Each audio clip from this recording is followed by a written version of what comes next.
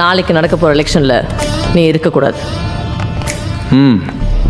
அப்புறம் நீ எனக்கு நிறைய வேலை கொடுத்துருக்க, இன்ஃபேக்ட் உதவி பண்ணியிருக்க. 234 தொகுதியில் எனக்கு யார் யார் எதிரிங்கன்னு நீ எலெக்ஷனில் நிற்க வச்சு அடையாளம் காட்டியிருக்க.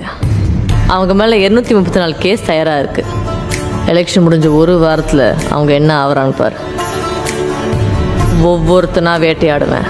தற்கொலை, ஆக்சிடென்ட், கஞ்சா கேஸ்ன்னு ஒரு தெரியாமல் அழிக்க போகிறேன்.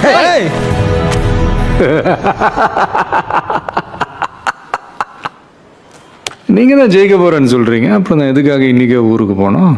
உன்னோட ஒரு ஓட்டையும் போடாமல் நீ ஓடி போகணும். அப்போ தான் நான் முழுசாக ஜெயிச்சதா அர்த்தம்.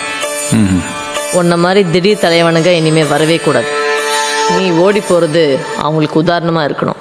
நமக்கு பின்வாங்குற பழக்கம்லாம் இல்லைங்க, நீங்கள் கிளம்பலாம். அப்போது இங்கே இருந்து நான் பதவி ஏற்றதும் ஒவ்வொருத்தனை சாவறதுப்பா.